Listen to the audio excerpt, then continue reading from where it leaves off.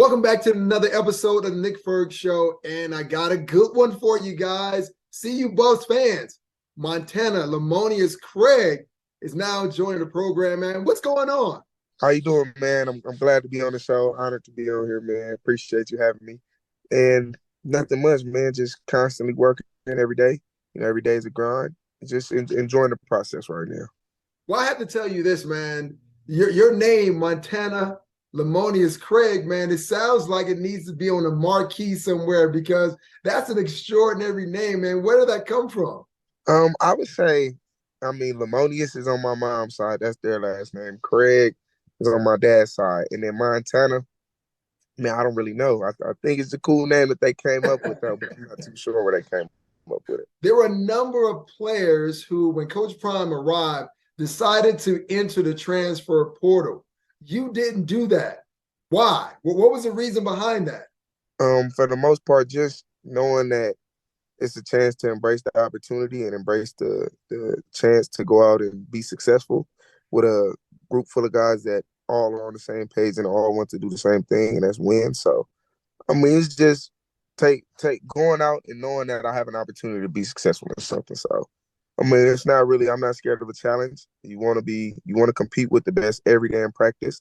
So, that's what I'm looking forward to. And since Coach Prime has been in Boulder, there have been a lot of new additions to that roster. So, how is it that you will find a way to separate yourself from the pack? I would say personally, just continue to do what I do on a daily basis, and that's just putting the work in.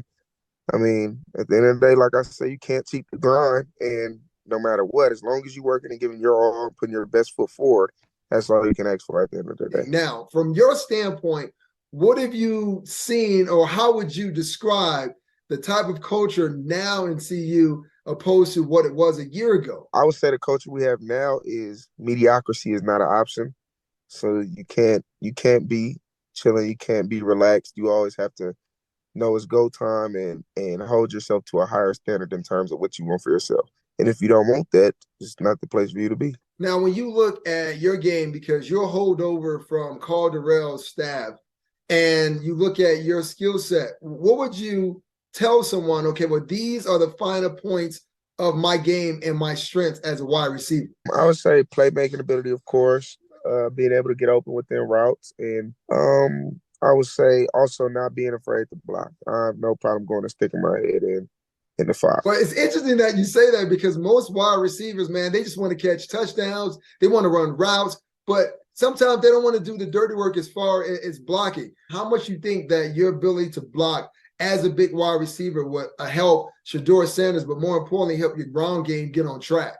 One thing I enjoy is making a touchdown block. So, that it's like, I think being able to block is for sure an asset because, like you said, a lot of guys don't like to, but I feel like it would make a difference in terms of when the running backs is getting to the second level, able to gash those runs for big runs.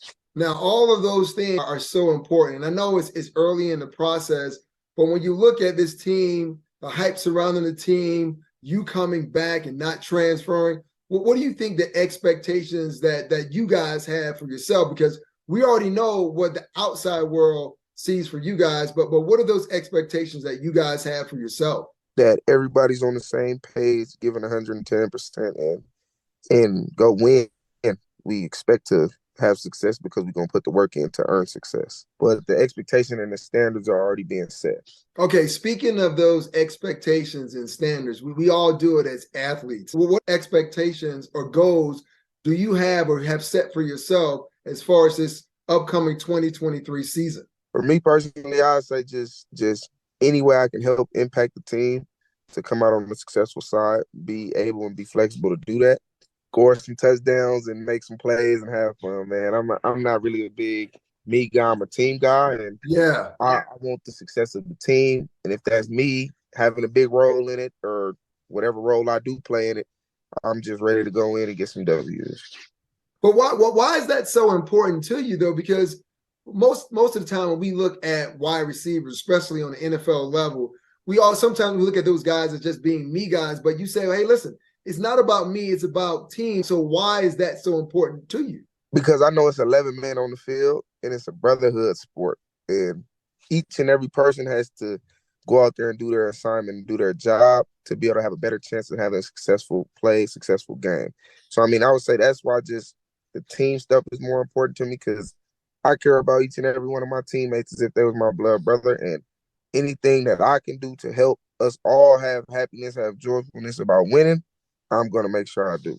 As athletes, we always aspire to attain more than what people thought of us before we even take the field. But sometimes we fall short of our goals. So how do you overcome those missed opportunities? I mean, even if you miss an opportunity, you got to know that there's a possible chance that you'll get another one. So just always keeping the right mindset, keeping the right mental on when it comes around, I'll be prepared. Because if you put the work in on the front end, by the time that opportunity gets here, you already know what to do and how to execute. There's so many kids that look up to you and want to aspire to be where you are. So what would you tell those kids who are thinking, okay, well, maybe I may not be fast enough, or they're saying that I'm not tall enough? What would you tell those kids as far as allowing them or helping them get over that hump?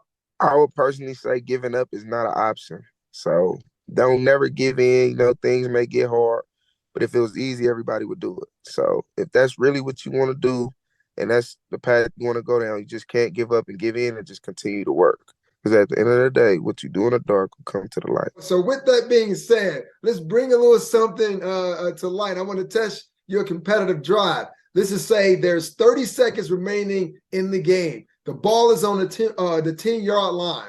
And I'm standing out there. I'm a DB out there. What route are you going to run, or what is that game-winning route to help see you get that all-important W?